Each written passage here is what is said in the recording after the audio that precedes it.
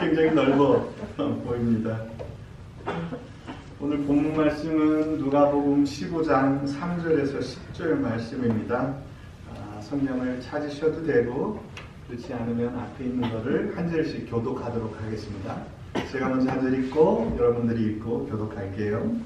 예수께서 그들에게 이 비유로 이르시되 너희 중에 어떤 사람이 양 100마리가 있는데 그 중에 하나를 잃으면 99마리를 들에 두고 그 잃은 것을 찾아내기까지 찾아다니지 아니하겠느냐. 또 찾아낸즉 즐거워 어깨에 메고 집에 와서 그 벗과 이웃을 불러 모으고 말하되 나와 함께 즐기자. 나의 잃은 양을 찾아내었노라 하리라. 잠깐만요. 그리고 지금 7절을 읽을 차례죠. 내가 너희에게 이르노니 이와 같이 죄인 한 사람이 회개하면 하늘에서는 회개할 것 없는 의인 99으로 말미암아 기뻐하는 것보다 더하리라. 어떤 여자가 10드라크마가 있는데 하나를 잃으면 등불을 켜고 집을 쓸며 찾아내기까지 부지런히 찾지 아니하겠느냐. 또 찾아낸즉 벗과 이웃을 불러 모으고 말하되 나와 함께 즐기자. 이른 드라크마를 찾아내었노라 하리라. 내가 너에게 이르노니 이와 같이 죄인 한 사람이 회개하면 하나님의 사자들 앞에 기쁨이 되느니라. 아멘. 2021년이 끝나갑니다. 여러분들 저는 그렇지 않지만 전 여기 아주 젊잖아요. 1950년대를 사시고 60년대, 70년대, 80년대 아니 2022년을 살 거라는 게 정말 상상도 안 되던 숫자 아니에요? 근데 다가오고 있습니다. 이번 주가 지나면 다음 주까지 2021년에서 2022년으로 전환되는 역사적인 시기를 우리가 보내게 됩니다. 오늘 본문은 읽으신 것처럼 근데 그 앞부분에 뭐가 나 있냐면 예수께서 죄인들과 세리들과 함께하는 걸 보고 바리새인들이 서기관과 모여서 수군대며 그 앞에 있는 상황이에요. 거기서 예수께서 이 두 가지 비유를 말씀을 하시고 이어서 우리가 잘 아는 돌아온 탕자의 비유 이렇게 세 가지 비유를 연이어서 말씀을 하십니다. 그러니까 이 말씀을 하시는 대상이 청중 듣는 사람들이 누구예요? 죄인과 세리들임과 동시에 그들 앞에서 수군대는 서기관과 바리새인들을 주된 대상으로 해서 지금 이 말씀을 하고 있는 것이죠. 이 비유의 뜻은 분명합니다. 예수님께서 직접 이 비유의 끝에 결론을 내셨기 때문이죠.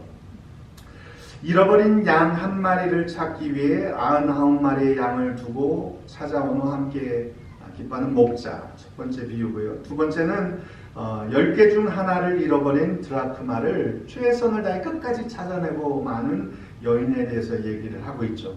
그 결론은 탕자의 비유까지 합치면 뭐냐면 예수께서 직접 말씀하시되 죄인 한 사람이 회개하면 하나님께서 얼마나 기뻐하시는지를 보여주려고 이 세 가지 비유를 계속해서 말씀해 주신 거죠. 10절에도 나타나 있고 13절에도 나타나 있습니다. 근데 이 비유들 세 가지를 꼼꼼히 살펴보면 이 세 가지 비유 속에 공통적으로 나타나는 것들이 있어요. 그래서 좀 더 자세히 그 디테일들을 살펴보면서 그 공통적으로 주는 2차적인 세컨더리 가르침은 무엇이 있을까 함께 생각해보고 오늘 말씀을 나누고자 합니다. 여러분 코페르니쿠스적 전환이라는 말을 들어보셨잖아요. 코페르니쿠스가 누군지 아세요? 다 안다고 대답을 지금 하셨죠? 예전에는 사람들이 어떻게 믿었어요? 태양이 돌아요? 지구가 돌아요? 태양이 당연히 돌죠. 그렇게 생각 안 하는 사람은 돈 사람이라고 생각을 했어요. 왜냐면 우리가 하늘을 보면 태양이 이렇게 돌잖아요. 근데 코페르니쿠스라는 사람이 약 지금으로부터 500여 년 전 15세기쯤에 태어나서 물론 그 전에도 이론이 전혀 없었던 건 아니지만 태양이 도는 게 아니라 뭐가 도는 거예요? 지구가 돈다. 지동설을 주장을 했죠.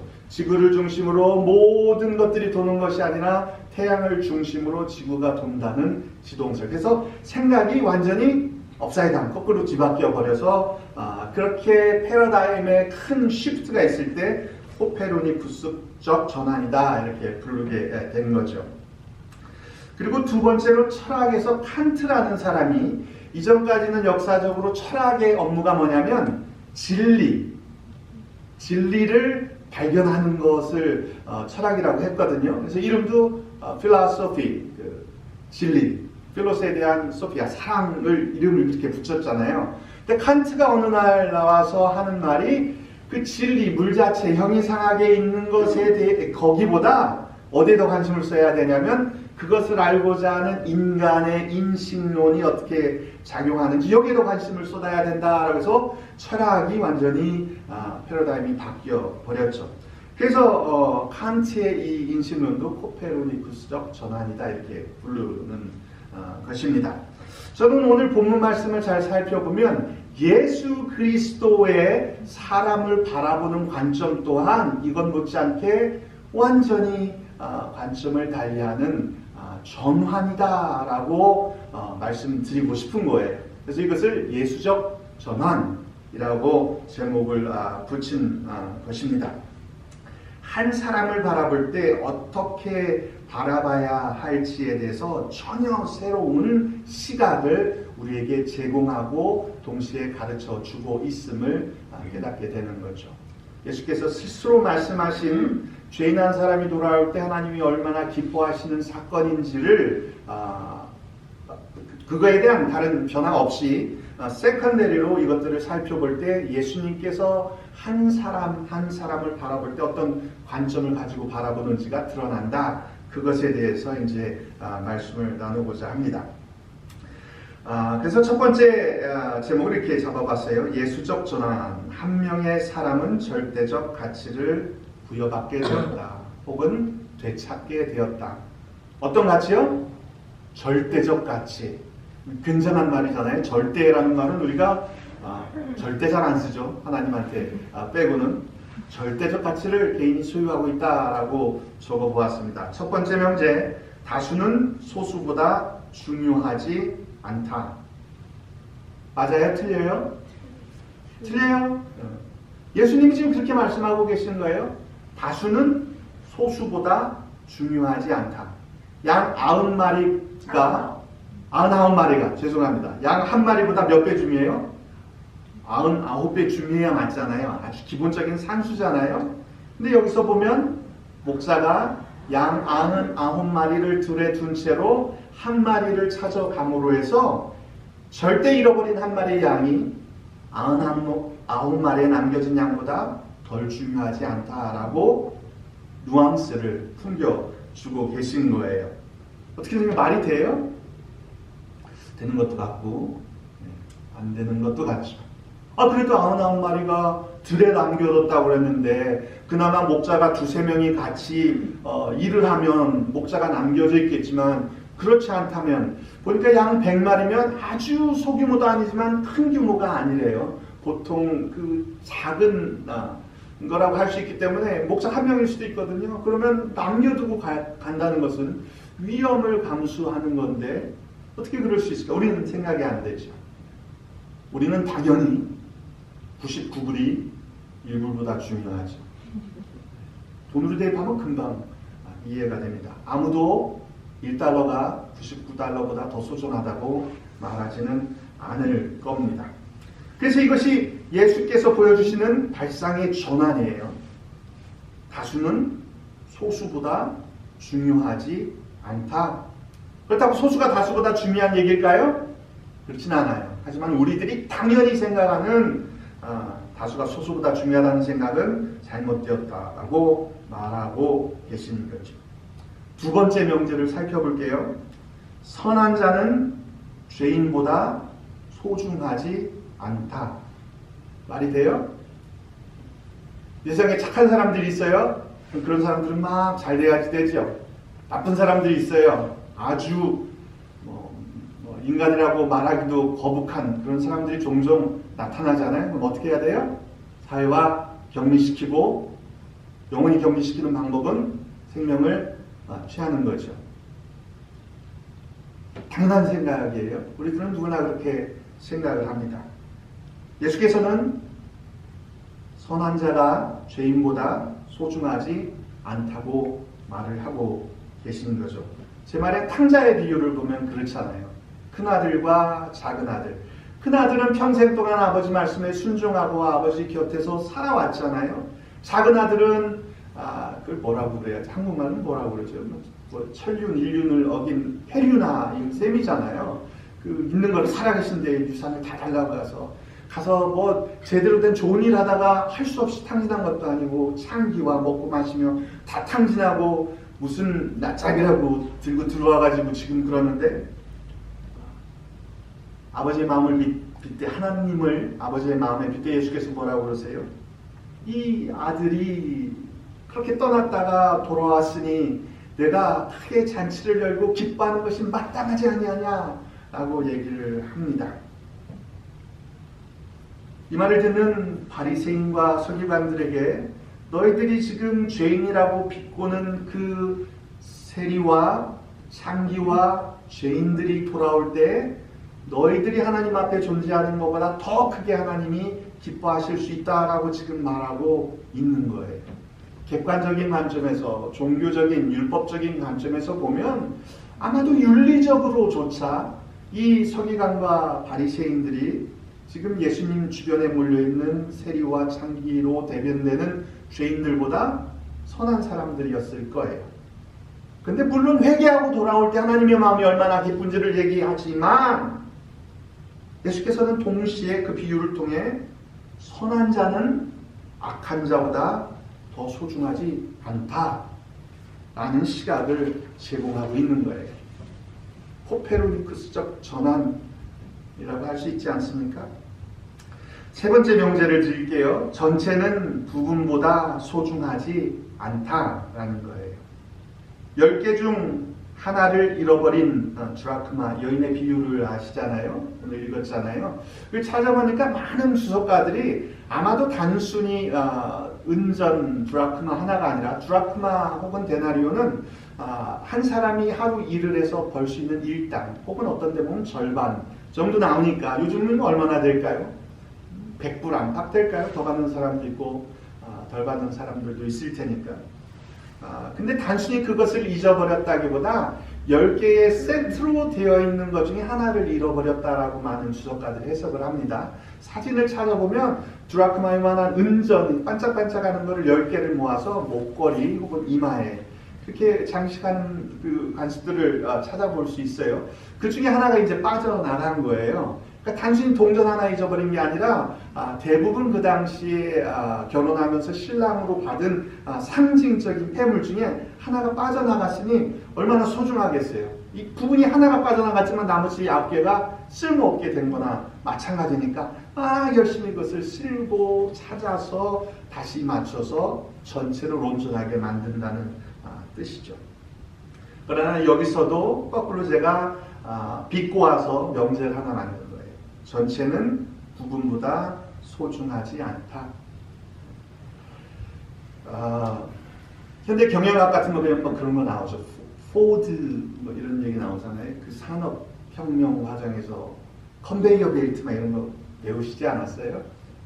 그 대량 생산을 가능하게 한 것 중에 하나가 컨베이어 벨트예요. 물건이 저기서 옛날처럼 한 사람이 1부터 10까지 맞는 게 아니라 쫙 늘어놓고 앞에 있는 사람은 1만 하루 종일 하는 거예요. 옆에 있는 사람은 2만 하루 종일 하고 그 옆에는 3. 그럼 어떻게 돼요?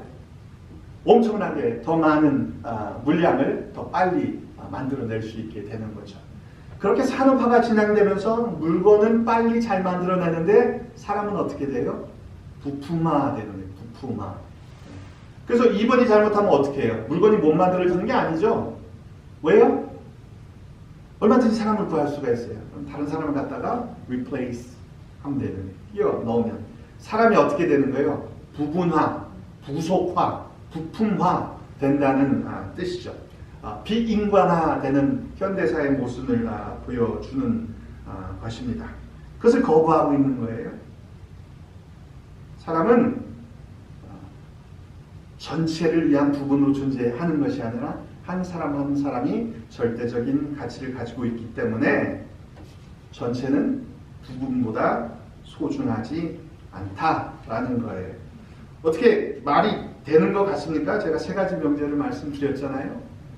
근데 이 세 가지 명제가 전부 다 우리들의 일반적인 상식과 공감하는 것과는 반대의 것입니다. 여전히 그래도 우리는 아니 99달러가 1달러보다 크고 착한 사람이 더 존중받고 가치를 가져야 되고 그 다음에 전체를 위해서라면 부분이 희생돼야지 되지 않나라는 생각을 가지고 살아가고 있지 않습니까? 이 세 가지를 제가 말씀드렸어요. 예수적 전환, 한 명의 사람은 절대적 가치를 부여받았다 혹은 되찾게 되었다. 그래서 세 가지 말씀드렸죠. 다수는 소수보다 소중하지 않습니다. 두 번째 뭐였죠? 선한 자는 죄인보다 더 소중하지 않습니다. 전체라고 부분보다 더 소중하지 않습니다. 이렇게 세 가지를 말씀드린 것입니다. 두 번째, 재산 혹은 재물 대 인간이 보여주는 아이러니에 대해서 말씀을 드려볼게요. 여러분, 여기서 잃어버린 양과 드라크마는 원래 뭐를 상징해요? 찬송도 부르고 말씀도 읽었는데 가만히 계시면 어떻게 해요? 하나님의 품을 떠난 하나님의 자녀 백성을 말하죠. 죄인으로 표현될 수도 있지만 이것은 하나님의 섭리 가운데서 떠난 자이든 타이든 떠나버린 사람을 얘기를 합니다. 잃어버린 바 된 하나님의 자녀를 상징하는 잃어버린 양 혹은 하나의 드라크마인데 이거 한번 잘 생각해보세요. 이게 굉장히 재밌습니다. 양 한 마리를 찾기 위해 들판에 99마리의 양을 두고 가는 게 당연해요? 이상해요? 여러분들은? 이상하죠. 우리 같으면 안 그럴 것 같잖아요. 근데 오늘 말씀을 보면 그 사람들한테는 당연했나 봐요. 드라크마 하나 없어졌다고 해서 막 열심히 찾는 그 여인의 모습이 꼭 그럴 필요가 있나라고 생각하는 게 아니라 그 당시 사람들에게는 너무 당연한 것으로 여겨지는. 4절에 보면 너희 중에 어떤 사람이 양 100마리를 찾고 있는데 그 중에 하나를 잃으면 99마리를 들에 두고 그 잃은 것을 찾아내기까지 찾아다니지 아니하겠느냐. 이게 전제된 거예요. 사람들이 다 당연히 그렇게 안 하겠냐. 너희들 그러지 않느냐 라고 얘기를 한다는 거죠. 그러니까 그 당시 사람들에게는 무슨 이유에서든지 우리처럼 낯서는 것이 아니라 누구나 다 그렇게 하는 일을 예수께서 비유로 드셨다는 말이죠. 11절도 보면 어떤 여자가 10드라크마가 있는데 하나를 잃으면 등불을 켜고 집을 쓰며 찾아내기까지 부지런히 찾지 아니하겠느냐라고 예수께서 물으시는 걸 보면 그 당시 사람들이 이것을 들으면 당연히 그렇겠지. 근데 그게 하나님의 사랑과 잃어버린 바 된 사람이라는 것은 연결시키지 못했겠죠. 그래서 이렇게 반문하시는 모습을 보면 우리에게 낯설어도 그 당시 사람들에겐 당연한 것으로 여겨지던 것이었다라는 것을 알게 되죠. 그러나 여기서 아이러니가 발생합니다. 이 양이라는 재산과 은전이라는 재물은 사람을 상징적으로 비유한 거잖아요. 잃어버린 하나님의 백성에는 사람을 상징적으로 비유한 거예요. 그리고 예수께서 마지막에 자 그럼 제대로 얘기를 해볼게. 이것은 사실 아버지 품을 떠난 탕자처럼 하나님은 품을 떠난 죄인들에 대해 얘기하는 것이다 라고 말하니까 앞에 두 개는 너희들이 이거 알지? 당연하지 라고 말한 것과 달리 원뜻을 얘기하니까 사람들이 의아해하는 거예요.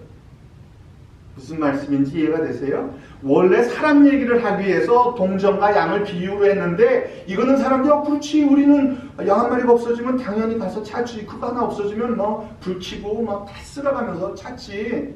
근데 원뜻인 그러면 사람 하나가 하나님 품을 떠나면 아버지 품을 떠나면 당연히 최선을 다해서 찾고 즐거워하지 않겠냐라고 원뜻을 말하니까 이건 아닌데 라고 듣는 바리새인과 세리들이 생각을 한단 말이죠. 아이러니잖아, 아이러니. 겉으로 드러나는 것과 실제 원뜻 사이의 연관을 이 사람들이 짓지 못하고 있다는 뜻입니다. 사람들이 혼동스러워하는 거예요. 앞에 두 개는 잘 이해했는데 세 번째는 왜 그러지? 무의식 중에 양이나 주라, 풍화보다, 은전보다 그게 원래 상징했던 사람을 더 중요하게 생각하는 것 같아요? 덜 중요하게 생각해요? 덜 중요하게 생각하는 거예요. 돈이나 재산, 재물이 아닌 사람의 가치에 대해서 자기들도 모르게 덜 중요하게 생각하는 거예요. 게다가 보통 사람이 아니잖아요. 아버지 은혜를 저버리고 배은망덕하게 죽기도 전에 재산 달라고 해서 탁탕진하고 영치 없이 돌아오는 아들이라면 재물 재산보다 훨씬 못하다고 생각하는 거예요. 거기에 지금 더 가치가, 절대적인 가치가 있다고 예수께서 말씀하십니다. 이게 뭐지? 라고 받아들이지 못하고 있는 거죠. 원래는 잃어버린 사람을 상징하기 위해 재산과 재물을 표현했는데 막상 원뜻인 사람을 집어넣으니까, 대입하니까 이해하지 못하고 공감하지도 못하고 동의하지도 못하는 그 당시의 바리새인과 서기관들이 보여주는 아이러니, 이것을 지금 예수께서 비유를 통해 보여주고 계시다는 뜻입니다. 잃어버린 양이나 드라크마는 잃어버렸어도 여전히 가치를 지니고 있지만 하나님의 백성이 하나님의 품을 떠나면, 죄를 범하면, 하나님 섭리 가운데 거하지 못하면 그 가치를 다 잊어버렸다고, 되찾을 수 없다라는 생각이 그들 마음속에 지금 가득하다는 거죠. 예수님은 그렇게 말씀하시는 거예요? 아니죠. 예수님은 똑같은 가치를 가지고 있다라고 말씀하시는 거예요. 요즘으로 치자면 보세요. 우리 주위에는 객관적이든 주관적이든 못 배우고 가난하고 그래서 몰상식하고 예의도 없고 사회적인 규범도 잘 지키지 않고 각종 정신질환으로 인해서 일상적인 생활을 할 수 없고 홈메스들이 넘쳐나고 마약 중독에 돼가지고 일상적인 삶을 살아갈 수 없잖아요. 정치적으로는 나와 반대편인 극좌, 극우, 극단주의자들, 타인종, 타 종교를 가진 사람들, 그들에게도 나와 똑같은 절대적인 가치가 있다고 예수께서 말씀하고 계시다는 뜻이에요. 믿어지세요? 실감이 안 나잖아요. 아니, 범죄자잖아. 하나님을 모욕하는데요. 사회에 폐해를 끼치는데, 마약 중독자인데요. 일상적인 생활을 할 수가 없는데요. 그래서 우리들은 여기에 대해서 예수께서 그렇게 말씀을 하시고 가르치심에도 불구하고 이해도 잘 안 되고 공감도 할 수 없고 동의를 할 수 없는 바리새인과 서기관 같은 모습이 우리 속에 있단 말이죠. 지금 이 시간 그렇게 살아가고 있잖아요. 우리들인데 그것이 두 번째 아이러니가 가르쳐주는 거죠. 세 번째, 잃어버리고 되찾고 사용되는 것으로 드러나는 쓰임의 역설. 아직 좀 어려워졌어요. 여러분, 잃어버려서 더 소중합니까? 되찾아서 더 소중합니까? 어렵죠. 그래서 역설이라는 거예요. 동전이 잃어버려서 더 소중해. 찾으면 그럼 안 소중해지나요? 양이 잃어버렸을 때는 99마리의 비견되게 중요한데 되찾았어요. 그러면 99마리 100 중에 하나가 되니까 그러면 안 중요한 건가요? 애매하죠. 탕자가 돌아왔어. 너무나 소중해. 기뻐요. 그럼 오면 어떻게 살까요? 정신 차리고 큰아들같이 살 거예요? 그럼 이제 더 이상 그만큼 소중하진 않은 걸까요? 이 역설적인 모습이 이 속에 존재한다는 뜻이죠. 이게 이때만 끝난 것이 아니라 이후에 초대교회까지도 이어진 것 같아요. 그래서 바울이 이렇게 말하죠. 그런즉 우리가 무슨 말 하리요? 은혜를 더하게 하려고 죄에 거하겠느냐? 무슨 뜻이에요? 잃어버린 것이 더 소중하니까 그럼 그렇게 살아가면 되겠느냐? 그럴 수 없느니라. 죄에 대하여 죽은 우리가 어찌 그 가운데 살리요? 그래서 이 역설적인 문제가 끊임없이 초대교회 혹은 지금까지도 존재한다는 말이죠. 지금도 그런지 잘 모르겠어요. 저 어렸을 때는 부흥 강사들이 막 전국을 휩쓸고 다녔거든요. 근데 그분들 보면 대부분 전과 몇 번, 과거에 막 파란만장한 인생, 오랫동안 타종교를 가졌던 분들, 그냥 교회에서 열심히 순수하게 잘 믿고 정상적인 신학교육을 받고 이런 분들이 된 분 중에 유명한 부흥 강사가 있어요? 별로 없잖아요. 갑자기 그 생각이 나서 말씀을 드렸지만 이런 역설적인 모습이 그 안에 존재하는 거죠. 잃어버려서 더 소중하면 되찾으면 덜 소중해지는 것입니다. 그러나 다수가 소수보다 전체가 부분보다 더 소중하지 않은 것처럼 소수가 다수보다 부분이 전체보다 더 소중한 것도 아닌 거예요. 이상한 등식이죠. 1도 전체이고 99도 전체인 거예요. 1이 빠져도 전체가 손상되듯이 전체를 무시할 수 없다는 뜻이죠. 사실 하나님 앞에 우리 모두는 잃어버렸던 양 한 마리인 거죠. 자꾸 그거를 두 개를 나눠 생각하는데 우리 인간은 누구도 저쪽에 있는 게 아니라 다 이쪽이에요.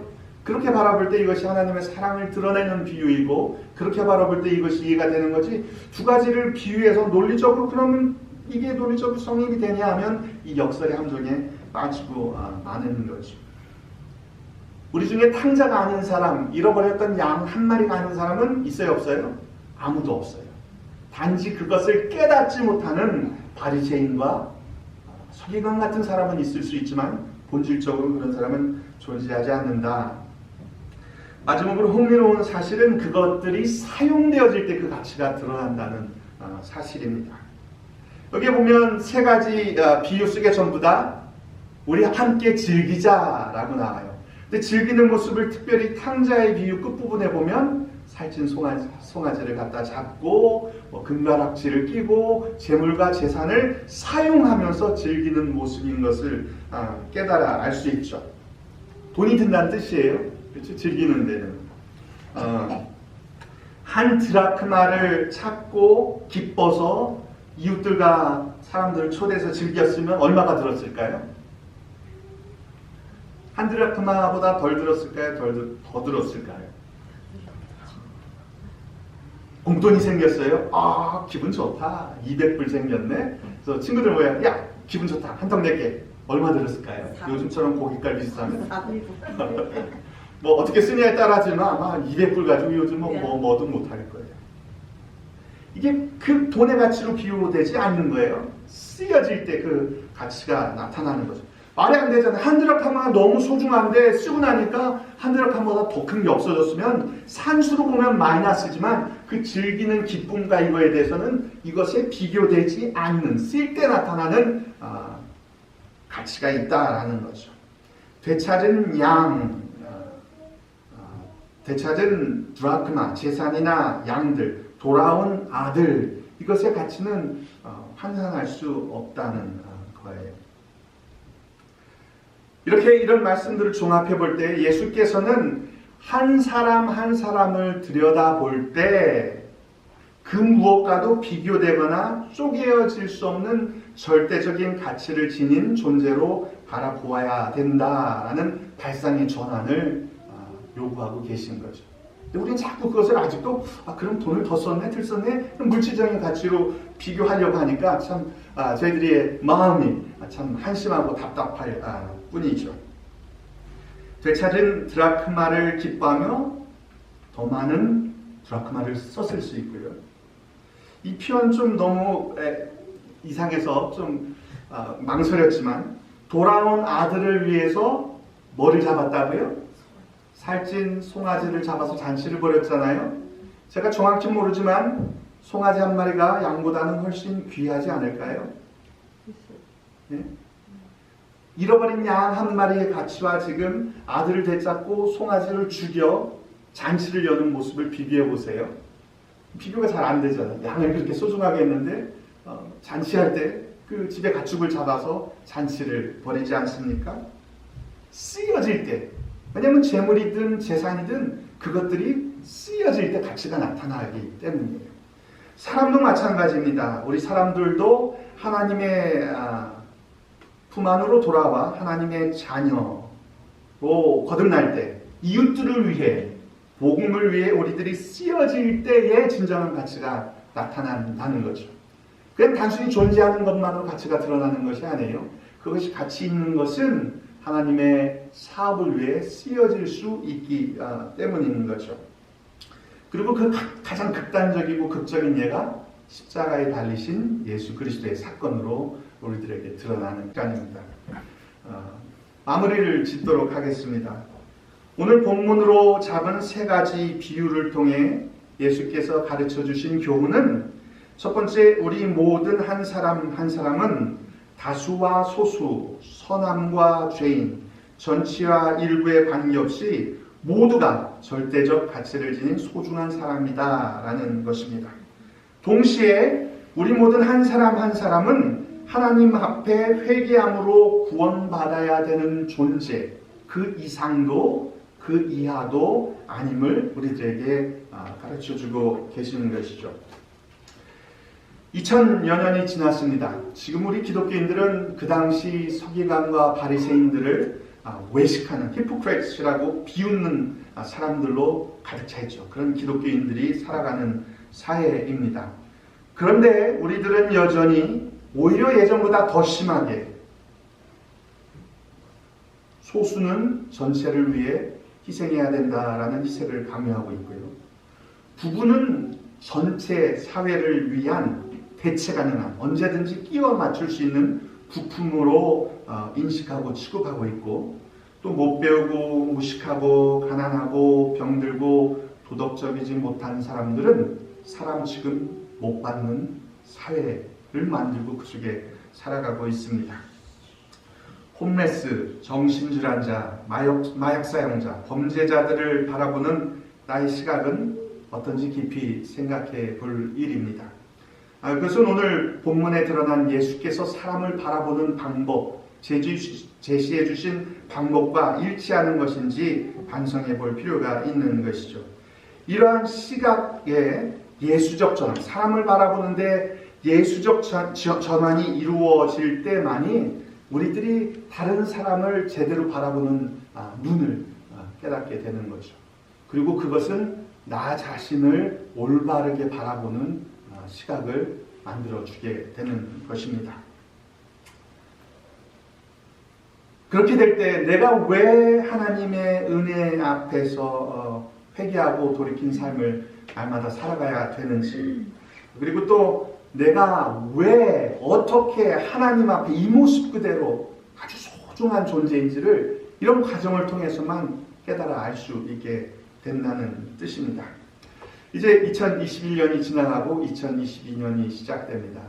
바라기는 오늘 예배 함께한, 그리고 또 이 동영상을 보시게 될 우리 성도님들이 이렇게 새로운 예수적 전환으로 이웃을 바라보고 나를 바라봄으로 인해서 이 새로워진 영적인 안목으로 하나님의 은혜와 축복 가운데 살아가시는 2022년 한 해 되시기를 간절히 축원하는 바입니다. 기도하겠습니다. 하나님 아버지, 저희들이 잘 알고 있는 세 가지 비유를 통해서 예수 그리스도께서 한 사람 한 사람의 소중함을, 또 한 사람 한 사람이 가진 절대적 가치를 어떻게 바라보고 설명하셨는지를 생각해 보았습니다. 하나님, 우리는 그렇지 않다고 생각하지만 바리새인이나 서기관보다 더 심하게 우리 주위에 있는 사람들을 판단하고 정죄하고 그들에게는 나와 같은 가치가 없는 것처럼 느끼며 여기며 행하며 말하며 살아갈 때가 하나님 너무 많이 존재합니다. 주님 은총을 베풀어 주시옵소서. 새로 다가오는 한 해에는 우리 이러한 시각에 예수적 전환을 가져와서 그들이 가진 절대적 가치를 머리로만 아는 것이 아니라 가슴으로 느끼며 살아가게 도와주시고, 또 그로 인해 나 자신이 하나님의 눈앞에 얼마나 소중한 존재인지, 그리고 하루하루를 그 앞에 회개하며 돌이키며 살아가야 하는지를 매일매일 뜨거운 가슴으로 살아내는 2022년 한 해 될 수 있도록 축복하여 주시옵소서. 예수님의 이름으로 기도하옵나이다.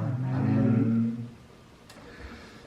이제는 우리들에게 사람에 대한 새로운 시각을 제공하신 우리 주 예수 그리스도의 은혜와 이를 위해 독생자 아들 이 땅에 보내 십자가의 화목의 제물로 쓰이게 하신 하나님 아버지의 그 크신 사랑과 우리를 이렇게 살아가도록 힘주시고 인도하실 성령님의 감화 감동하심이 오늘 예배를 드리고 2022년 한 해를 또 보내고 새롭게 2022년을 맞이할 사랑하는 교우들과 성도와 가족과 자녀와 생업 위에 지금부터 영원토록 함께 하시기만을 간절히 축원하옵나이다. 아멘.